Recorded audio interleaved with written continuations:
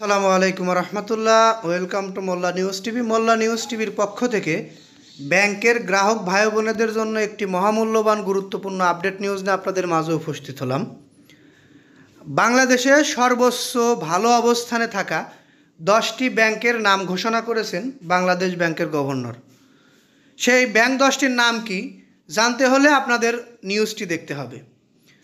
এতক্ষণ যারা নিউজটি দেখলেন তাদেরকে বলবো একটি লাইক দিয়ে দিবেন নিউজে, কারণ আপনাদের একটি লাইক পরবর্তীতে ভিডিও বানাতে আমাদের আগ্রহী করে তোলে।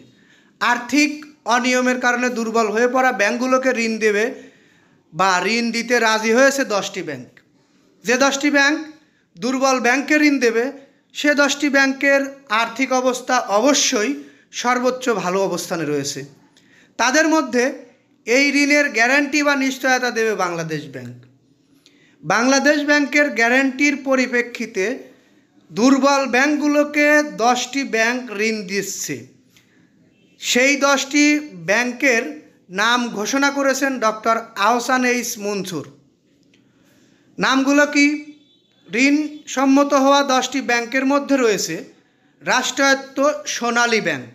1 নাম্বার, সোনালী ব্যাংকের অবস্থান বাংলাদেশ ব্যাংকগুলোর মধ্যে সর্বোচ্চ ভালো অবস্থানে রয়েছে। বেসরকারি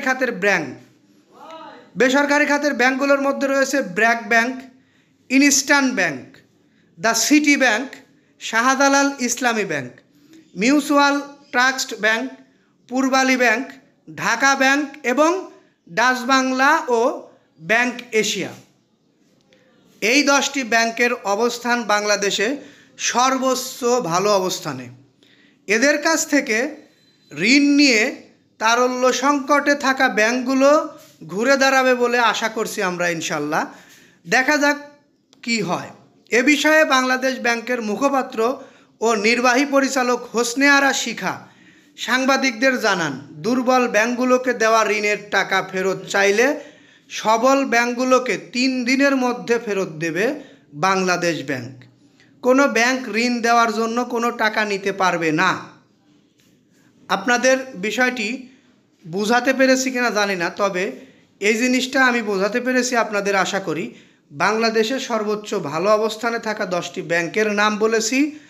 ব্যাংকের নামগুলো শুনেছেন আপনারা, করণীয় কী হবে আপনারা জানেন।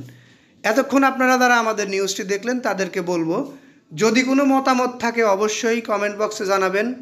পরবর্তীতে আমাদের থেকে এরকম ধরনের গুরুত্বপূর্ণ আপডেট নিউজ পেতে অবশ্যই চ্যানেলটি সাবস্ক্রাইব করে বেল বাটন অন করে রাখবেন।